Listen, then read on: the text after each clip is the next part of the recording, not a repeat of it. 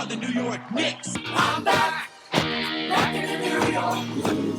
Well, it's the Knicks. New York. We are the New York Knicks. New York. For this new season we're about to enter, the Knicks taking no shorts just like winter. New York, New York. New York be about the Knicks, huh? But the best thing about New York City is K-N-I-C-K-S. Everybody say go New York, go New York, go! Hey everybody, welcome to episode 476 of the New York Knicks podcast, part of the Lineups Podcast Network and Dash Radio. Go to lineups.com for a bunch of awesome NBA podcasts. I am Jay, with me is Mark.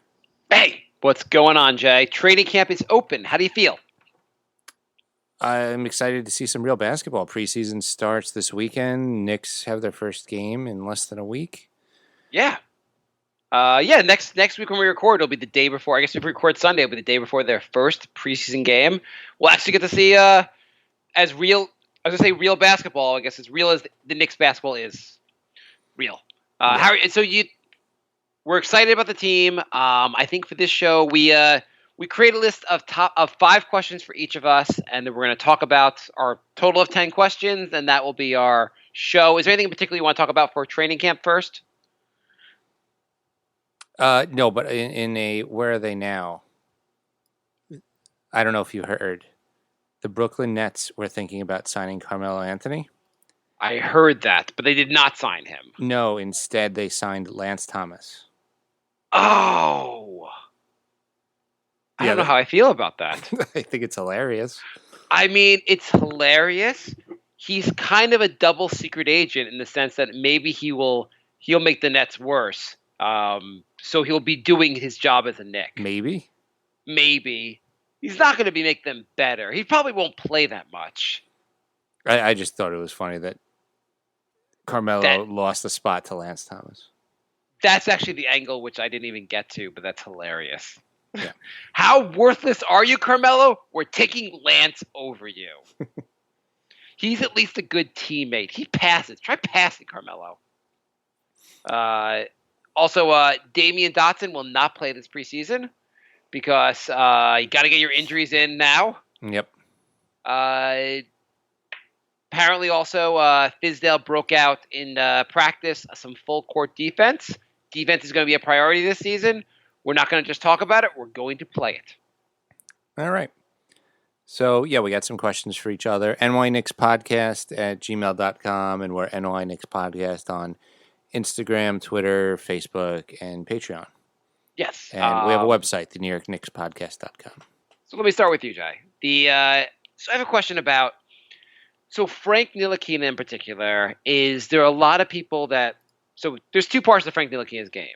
There's the part that's offense, and he's not very good in offense, right? Correct. Yeah, hopefully he'll look better. On defense, people generally think he's a pretty solid, very good defensive player. Is that fair also? Yeah, definitely. Possibly a little overrated on defense. Well, let's just say he's good. Okay, it's good defense. But if you're a really good offensive player, you get to play. If you're a really good defensive player, but you have no offense, like you're really good on offense, terrible on defense, you seem to get to play. If you're the opposite, you don't get to play as much. And so my real question going with this is defense, you could say half the time you're playing offense, half the time you're playing defense in the NBA, but is it really 50-50? Is offense much more important than defense these days? I think it depends on the position. You could be somebody like Gobert. Yeah, that's fair. So I think if you're a big man, you could get away with more of a lack of offense than if you're a guard. I would say the NBA has gotten to the point also with just the defensive rules that I feel like it's become such an offensive game, and also the three-pointing adds to that offense is probably 2/3 of the game now, and defense is 1/3 of the game. Yeah, they've really, I don't know why they're doing that, but yeah, they've tried to make it almost impossible to cover somebody. I mean, why they're trying to do it, they just assume higher score means more exciting game, and viewers will like that. And they, for whatever reason, they think no one watched the 90s basketball. Right. Even though I haven't met anybody who thinks the current era is better than the 90s. It's gone one extreme to the other. Because the extreme in the 90s, I love the Knicks in the 90s, but there was a lot. not everyone loves seeing a 78-74 non-shootout. Right. But do you think that I guess what's your take basically? Should we be as worried about the Knicks defense, or is it really more about just developing our offense? I think it's really both ways. The Knicks only have a handful of players right now that seem good on either end.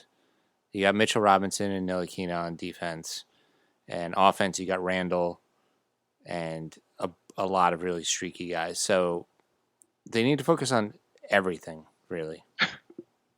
Yeah, I mean it's a fair point. Okay. So you go. My first question to you is, which player will be the first to complain about minutes? Ooh, that's a pretty good one. If you look at the depth chart right now, we have, I think the bigger problem is going to be the big men. So you have Randall and Robinson starting, but then you have Portis, Gibson, and Morris. So I don't think Robinson will complain about minutes because I think he's going to be one of these guys that I think he'll be a really good teammate. I think he'll have not done enough in the NBA to take some position where I have to play, and he'll get enough minutes anyway. I don't think that'll be an issue. On the other hand, I feel like Bobby Portis maybe. He was in an altercation already on a different team. Right. Well, it's like Portis, Morris, and Gibson were all either starters or played really heavy minutes last season. And right now it looks like Morris is like the fourth power forward off the bench. You think so? I think Morris is going to get a lot of minutes. I think Morris is going to get more minutes than a Bobby Portis. So you think Portis is going to be the first one to be like, why am I playing 12 minutes a game? Yeah, so I think Bobby Portis seems like more of the odd man out. He's more likely to complain. The only other guy I was thinking that would complain besides him, I mean, there are a lot of this team is set up for guys to complain. I don't think Taj Gibson's going to more know his role. And also, when teams are just bad, and then you can't get minutes on a team that's just bad, that gets frustrating. And a Taj Gibson will be like, well, the team sucks anyway. Why am I not playing? But I'd say the other guy that might complain a lot, maybe I could see an Alonzo Trier getting lost on the bench and being like, what the hell? I was looking pretty good this year. Now I can't get off the bench. Right. Yeah, see, that's the problem when you have a whole bunch of players and not one guy isn't the standout best player. Like on Golden State, you can't be like, hey, you should give me minutes over Curry. But now you could be like, yeah, RJ Barrett didn't even play good in the summer league, and I'm losing minutes to him. So I could also see even Knox. I could see Knox losing his minutes and being like, what the hell, guys? I was playing 40 minutes a game at some point last year, and now I'm playing 7 minutes. And some nights I'm not even playing. Yeah, I mean, if Knox comes out really bad, Morris might even just take his small forward spot. Yeah, I mean, I guess you also see Morris as the power forward too. But this is actually where my next question is going. Okay. Will the Knicks, if the Knicks give their rotation minutes based on merit, do you see a lot of the young guys, the player development being lost over the guys that are just the veterans getting more of the minutes? I think in some cases, yeah. If you're doing it on merit, Morris should play over Knox. I mean, if you're doing it in merit, the young guys shouldn't even play. I mean, outside of Mitchell Robinson, all the other guys are going to have struggled to get off the bench. You're going to see Damian Dotson. Dotson's good, but maybe Bullock should get his minutes, or Wayne Ellington should get his minutes. Well, Bullock will be hurt, but Wayne Ellington should get his minutes. He's done more in the NBA. Yeah, I mean, even Elfrid Payton looked good in New Orleans. Yeah, I mean, Elfrid Payton right now probably should be higher in the depth charts than Ntilikina, but I think you'd want to see more Ntilikina than Payton right now, just to see what. I think it's a tough decision to make here. Are you focusing on player development, or are you going to focus on merit? And even a lot of the guys also are still young on the roster. Yeah, I think you have to play on merit because you're going to lose the entire team if you just start saying, well, he's younger, so he plays. Well, it's also, as I'm saying also about Morris, Morris is probably better suited. Would you say he's better suited for small forward? I think he's better suited for power forward. Probably, but I really think he's going to have to play most of his minutes at small forward to get on the court. I guess so, but then you also look at them. Then where's Barrett going to play? Or maybe Barrett. I guess Barrett will play shooting guard, and also then you have Randall's got to get big minutes, and Randall probably He's definitely a power forward. It'll be Randall Robinson. Yeah, I guess you're having Randall Robinson, and then coming off the bench from there would be the second unit would be Morris and Bobby Portis, but I don't know how well that rotation actually works out. And then that leaves Gibson out.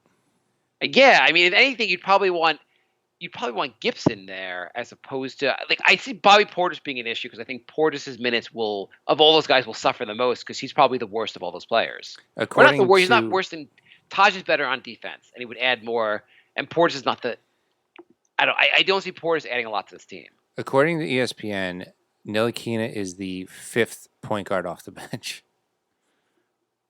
Okay, Team France. I guess you gave us the 5th point guard off the bench. They have him behind Kadeem Allen. I mean, based on actual numbers, that's correct, but I don't think that should not be how it works out. Yeah. Do they have Trier ahead of him as point guard? No, they have Trier 4th on the shooting guard depth. Okay. I bet ESPN still lists Mario Azonia higher than Ntilikina on point guard. He's not even on the roster anymore, but he's still ahead of Ntilikina. All right. So number 2, if the Knicks get off to a really bad start, say like 10-22 or something like that. Okay. Do you think Fizdale is on the hot seat, or does he have a free pass this season? I guess we're going similar places with these questions. I don't think he has a free pass with his rotation, with his roster. I feel like he doesn't have to win. I think 2 things. He's got to win more than 17 games. He wins 17 games again, I think he's a decent chance he loses his job. He also has to do. The team has to have some direction. Like there has to be some player development. Things can't be a complete disaster, or he's going to be on the hot seat again. I don't see him getting fired mid-season though. What do you think? I don't think he'll get fired mid-season either. I think when you add like 8 new players to a team, and they're all young, and I think he's in a situation where the expectations are kind of low to begin with. So unless they go like 2-30, then he's going to be safe. Yeah, I mean 2-30, you should definitely fire him. But I think. Do you think at the end of the season though, if they win 20 games, does he come back? Maybe not. Because at some point also you want a coach that can kind of the NBA is going to be going like the Knicks are at least going to be going forward 7 or 8 new guys a season. And this seems like a trend generally with a lot of teams. There's going to be a lot of turnover with guys moving around so much that you want a coach that can make that work faster. Yeah. And if a coach cannot make that work and just every season is like, I need another pass because we have half a new roster, then maybe we need another coach who can do like we could suck without you. If you're not adding anything to the team, maybe try to find someone else. Yeah. So I'll ask you, what is going to be more important if you're Fizdale? What is more important to you this season? Developing the young guys, and this is from his vantage point, not ours as the fan. Developing the young guys or getting as many wins as you can. Well, that's a good question. I think as a coach, you always want to win. Last year, Fizdale probably wanted to win, but I think he wasn't necessarily valuing winning over. Like I think he understood player development really mattered. It was really a big deal. It's hard to do one without the other on this team. Yeah, the projected starting lineup is Smith Jr., Barrett, Knox, Randall Robinson. All those guys are super young. You could argue last year maybe like Perry and Mills said to Fizz, "Hey, winning is not everything. We'd love you to win every game possible, but like player development is really important. Try to develop players. That's really more of your mandate." But this year, do you think he's gonna like see player development as his mandate, so to speak? I think more so, yeah, because guys like Taj Gibson and Marcus Morris, they're good, but they're not good enough to get you a lot of wins. So you might as well focus on, hey, if Barrett and Smith develop a lot, maybe next year we can make the playoffs. I don't know, but if you're Fizdale, you're probably also saying like, if this team sucks again, coaches get fired every week. My job might be in jeopardy. If we go from 17 wins to 35 wins, then I've made a case. I've made a bad team better, and then maybe I'll get my next coaching job. Whereas if the team just sucks 2 years in a row, I might not coach again. I think you're trying to do a little of both. So you could say, look, we got 10 more wins than last season, but look at the leaps these two players made. So we didn't get as many wins as we wanted, but hey, look, Robinson, we got something with Robinson now. I guess I can see Fizdale saying, I'm going to play some of the more veteran players more minutes because I want some wins, because I need wins for my coaching resume because we had such a crap season last year. Yeah, I could see that. I mean, also, if you don't play the veterans, you're going to lose the locker room, and then you're not going to get wins, and you're not going to you know what I mean? And the Knicks are never set up to succeed. Yeah. I mean, the thing is, you also had to bring in. It's a weird situation because you brought in, as you said, like it's not like the Warriors. They're not like a team where you have 3 or 4, like 5 guys who are like, these are our starters. Everyone else is the bench. We don't have separation on this team. Yeah. So a lot of guys will be like, you may have think you brought me here to be a bench piece. I came here because I thought I'd get minutes. Right. Exactly. All right. Looking at this team, like you'd say, Randall came here and is going to assume he's a starter. Yeah. And no one else is a guaranteed starter here. Pretty much not, no. No one else on the roster. Yeah, pretty much. I mean, Mitchell Robinson's not even a guaranteed starter. I'd like him to start, but no one else is. Maybe Dennis Smith's a starter. Okay, what's your next question? I kind of mentioned it before. So, Ntilikina is listed as 5th on the point guard depth chart. Do you think your question is, why can't we get him to 6th? do you think that's accurate, or do you think you think that's totally disrespectful? I would say I think it's merited. I think he had a mediocre first season. His defense looked good, a little bit overrated. I like how you didn't even ask who's ahead of him. You're just like, yep. Yeah. Well, we just talked about it also. Even Kadeem, you said Kadeem Allen. So his defense is a little bit overrated, but he's a very good defender. His offense was atrocious in his first year. He looked like he stepped sideways, not stepped forward. His second year, he did not look very good in offense. He had some moments where he'd have like some explosions and a couple good games, but generally was a really bad offensive player in his second year and took a step back on defense. That is not, you do that, and they should put you as low as possible on the depth chart.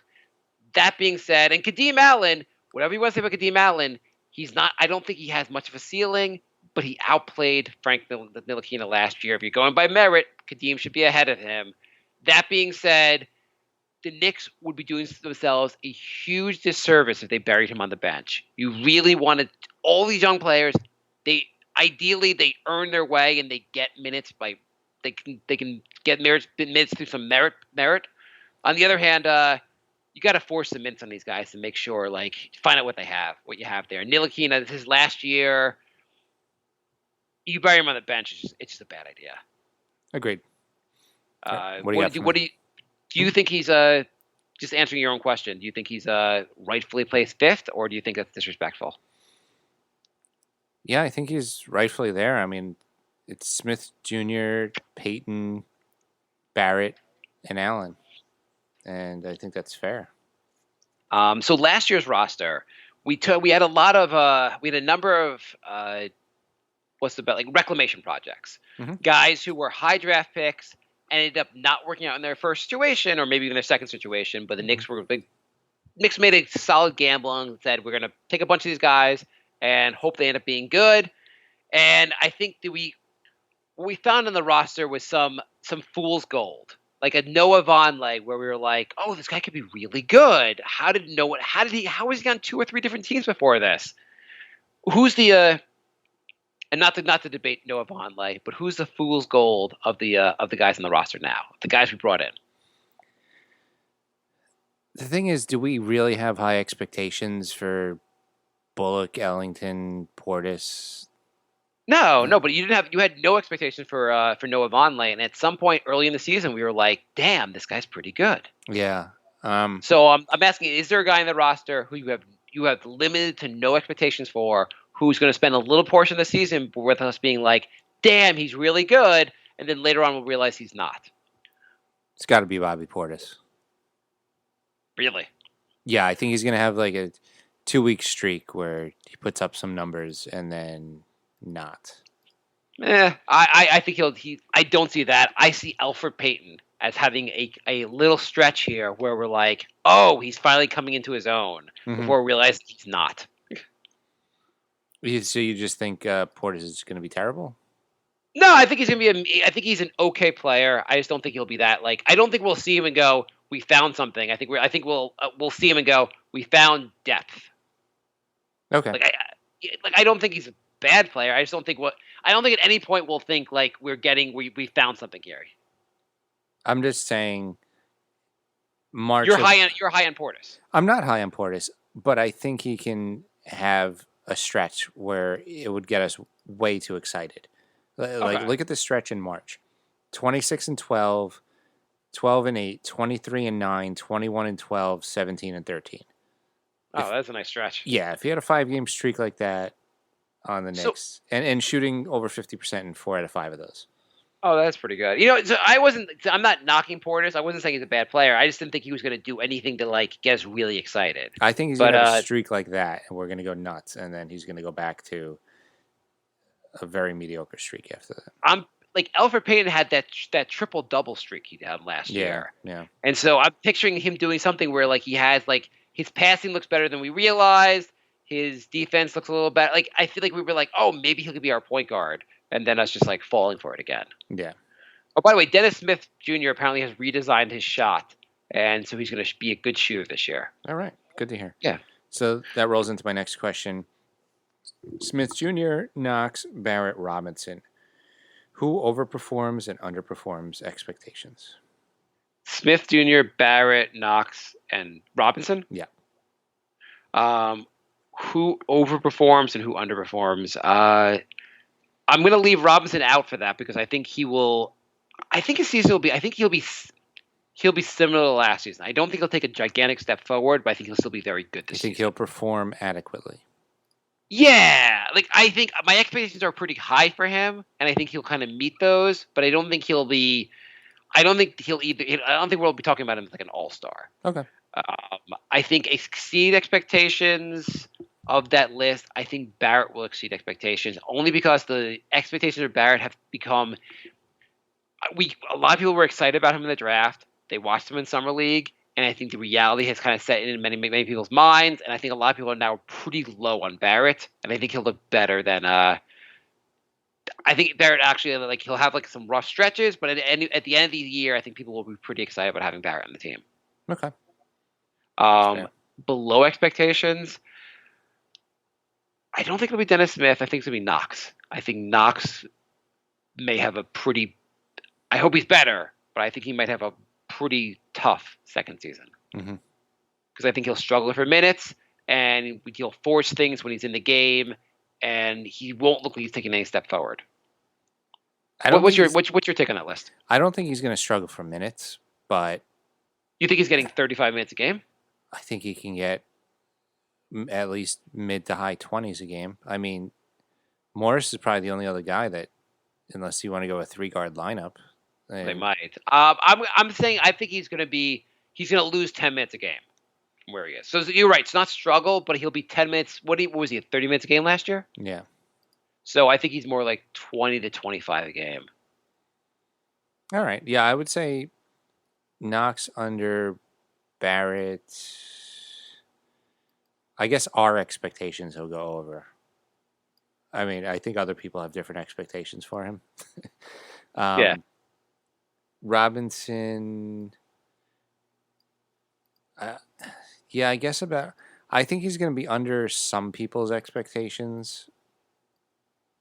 It's maybe like league-wide under expectations. Yeah. But for Knicks fans, hard to be under because we've declared him like the greatest. I mean, I had a fantasy draft this weekend, and Robinson went for $40.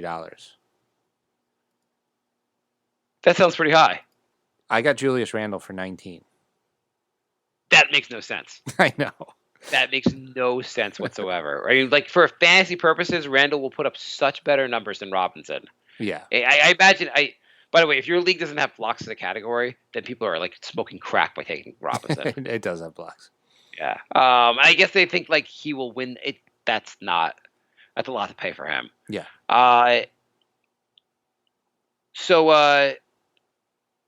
Going forward with the Knicks, look at the current roster. What's going to be more important to their success? Draft picks or free agency / developing the guys in the current roster? Draft picks. So, does that mean we're better off tanking, basically? If draft picks are more important than developing the roster, then we need to get is tanking more important in your mind? I don't think they need to tank. I think they're going to be bad. It'll just work itself out. Yeah, kind of like, did the Knicks really tank last season? I think they just stunk. Yeah, it's hard to believe that they. Who the hell knows? I don't. Yeah, you're right. I don't know if they really tanked. What's your next question? All right. So my last question is: so last season, Randall. Well, days, Isaiah Thomas. Thank you for that. Did you just do this on purpose? No. Last season, Randall put up 21-9. If he puts up around those numbers again, is he an all-star in the East? Ooh. I'm not thinking about who's ahead of him, but I think he's borderline. But I don't know if he gets there with those numbers. It's close though. I mean, it's hard to argue with a 20 and almost 10 guy. Yeah, no, he would probably have a very decent chance that he's of the roster. He's probably the best. Well, who has a better chance of being an all-star, him or Robinson?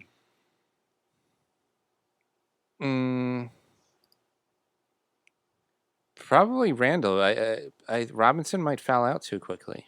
I'm still concerned with it. My biggest concern with Robinson, which I think will take a while, is getting better with the fouls. Yeah.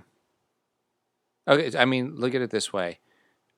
The All-Stars in the East last year for big men. Yeah. Kawhi, not there anymore. Okay. Giannis is definitely in. Embiid is almost definitely in. Chris Middleton, Yeah, Middleton's probably over him, though. Blake Griffin, yeah, depends on injuries. And by the way, did you see the Alec Baldwin roast? I did not. Was it good? Well, the reason I mention it is Blake Griffin was one of the roasters. See, all the roasts lately, they don't even have comedians on. Well, you can complain about that in a second. We can complain about that for a different show. Yeah. But Blake Griffin, and I'm sure he didn't write all his material, but was actually really funny. Oh, okay. Yeah, it was. Yeah, I agree with you. They should have comedians, less like random basketball player. But it was just surprising. Blake Griffin nailed the lines. He was one of the funnier roasters. The last big man in the East All-Star was Vucevic. So there's room for Randall. Yeah, and I mean you took one guy out with Kawhi, so yeah. No, it's not. The numbers also will be easier. It'll be easier to get put a 20-9 guy versus a guy that plays 25 minutes a game, has an absurd amount of blocks, but doesn't do anything else that looks otherworldly. Right. Or all-star-ish. I do think I expect to see Robinson take a step forward in offense this year. I think he'll be more involved in the offense than he was last year. Not a major step forward, but maybe I think he can get to the point where he's averaging 10 or 12 points a game. Yeah. By the way, Dotson, is he going to be one of the odd men out this year? Yeah. Yeah. Not even going to think about that? No, it's because he was almost the odd man out last year, and they didn't even have nearly as many guards. He's one of those guys, though, if he can get hot, he really can light it up from three. He can have a night where he goes 6 for 8 from three. That makes it makes me think that you'd want to give him minutes. I don't know. Dotson, it's weird. He started 40 games last season, but then it seemed like some games he hardly played. So, I mean, we also called him a good defender, and he's an okay defender. He's not a great defender. He seems a lot also we brought in Wayne Ellington and Reggie Bullock. I know Bullock's going to be injured for part of the year, right? Yeah. Yeah. But it seems like Dotson is in the mold of those guys, and both those guys are guys that they can get good minutes on plenty. They're not they have trouble sticking on teams. Yeah, I don't understand Dotson. Like, he started a few games and then he went like 4 DNPs in a row and then he started again. So He never looked that great. I mean, you have Yeah. to say the Fizz. If Fizz was so impressed by him, he'd be getting him more consistent minutes. Yeah. He would disappear. I remember there are certain games where like he like would put up a lot of points in like a short period of time and then disappear for the next 20 minutes. Yeah. I am surprised that he started 40 games. It didn't seem like that. It didn't seem like I actually that number did not sound right to you. I think by the way, guys that will be hurting for minutes, this guy Iggy Brazdeikis, I think he will hurt for minutes. I don't see where his minutes are coming from. He's not even listed on ESPN's depth chart. Yeah. They're just like, there's no way he's playing.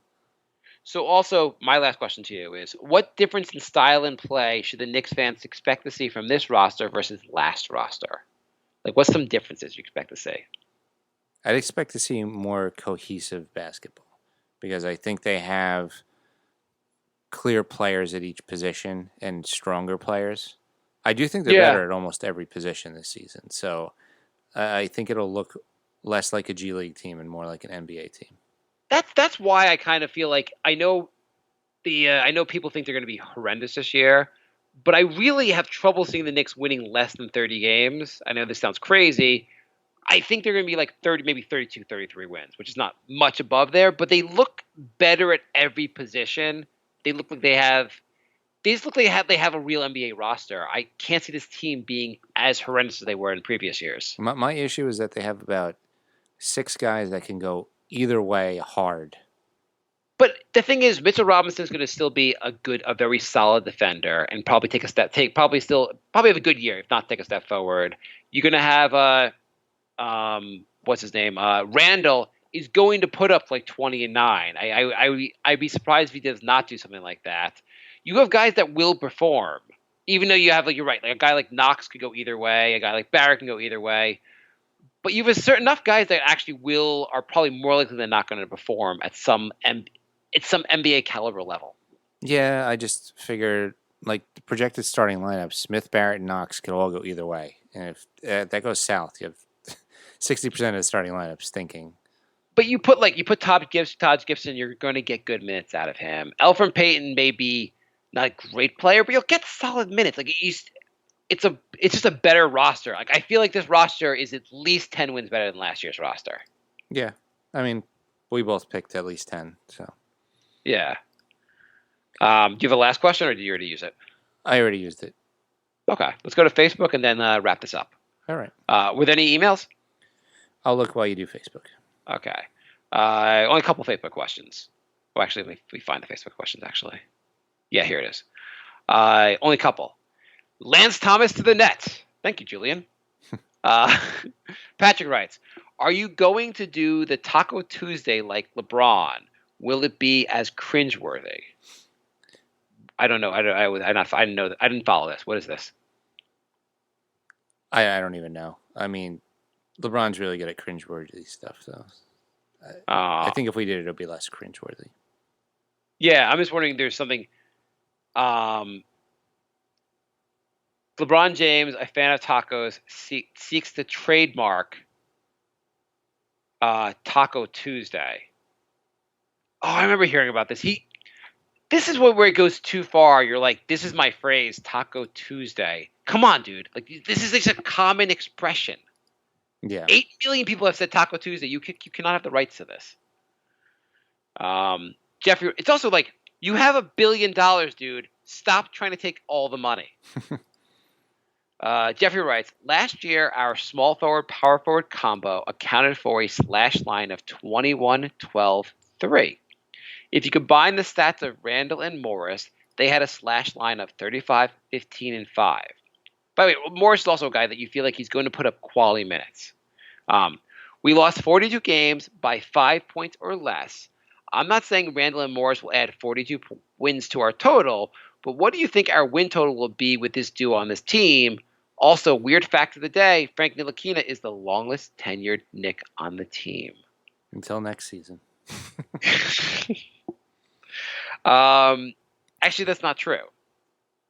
Because he's tied for the longest tenure, because Dotson's been on the team as long. Mm.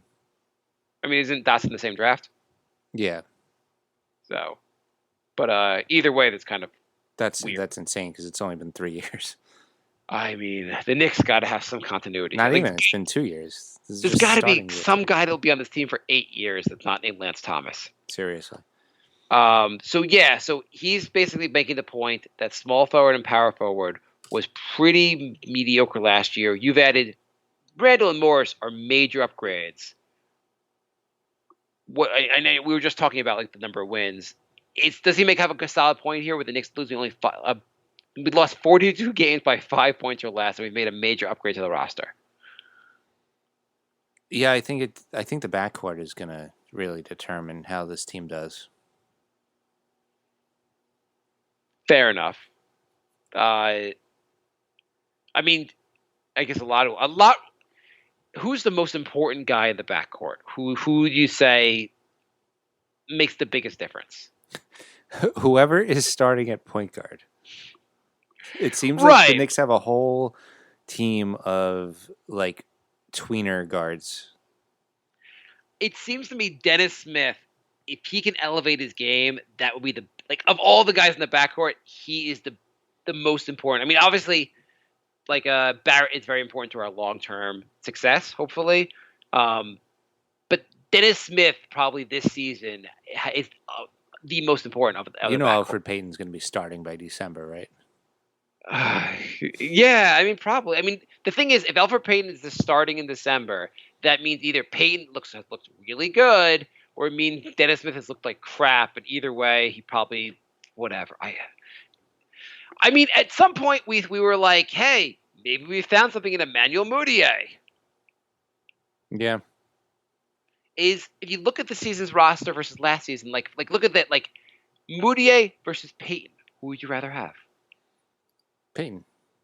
Yeah, I think you could go through the whole. We don't have to go through the whole roster, but I think pretty much the entire roster you could make that comparison. Like, I guess Cantor versus Randall. Who would you rather have? Randall, absolutely. Yeah, and I think that it just seems like most of these are no-brainers. So the team should be, again, not going to try to talk ourselves into like a 40-win season here, but the team should be a lot better than last season. Yeah. Any emails? Yes. We have Lorenzo writes, hey guys, here's the latest on LaMelo Ball playing this season in a little town I live in. ESPN's draft expert Jonathan Givony has him pegged as number 3 for next year's draft. He wrote, with the New York Knicks again forecast to struggle when the NBA tips off again on, I don't like where this is going, on October 22nd, the iconic franchise is expected to be a leading contender to pick up Ball in the draft. Cleveland, Charlotte, Memphis, Phoenix are also predicted to struggle this season and compete for the number 1 pick. I do not want a Ball on this team. Is he a point guard? You might have said that. Ball, I don't know. Yeah, I mean, the thing is, Lonzo Ball is a talent. You pretty much don't want to because you don't want LeVar near the team. That said, whatever. You're probably better off not getting a Ball in this roster with we already have James Dolan. We don't need LeVar in the stands. Yeah. Yeah. Any other emails? Let's see. We have. No, we do not need more positive reviews. Spam mail. No, we got 2 new Patreons. So I just want to thank Michael and Captain America. Wow. Yeah. Awesome. Thank you guys. Yeah. Are we? I just want to.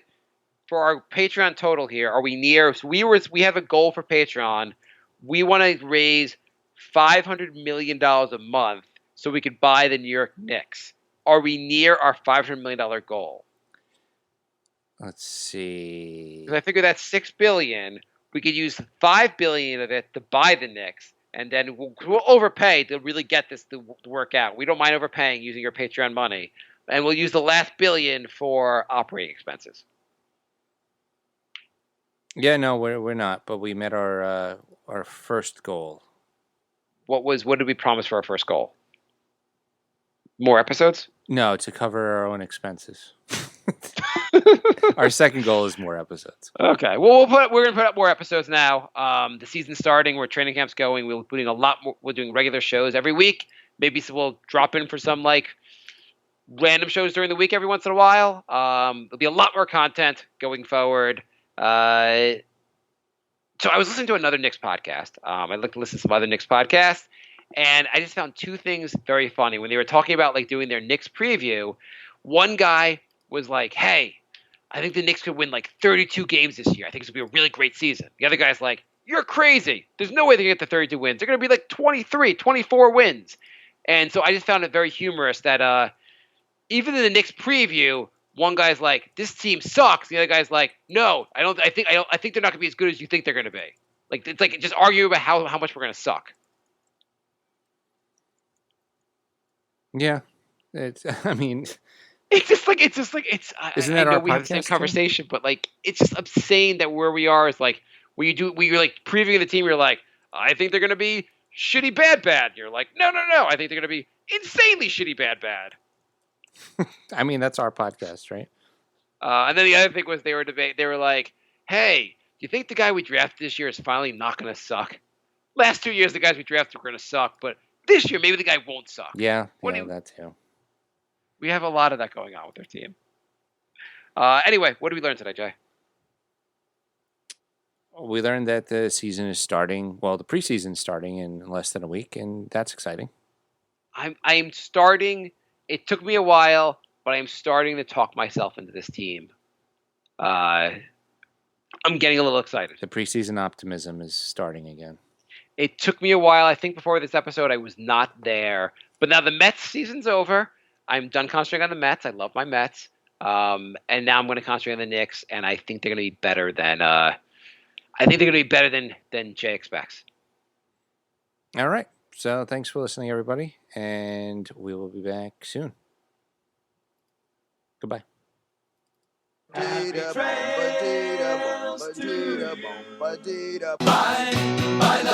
Goodbye, everybody. It's all over. Goodbye. It's time to go. This is the end. Say goodbye. You better go away. I'm gonna leave you. It's the end.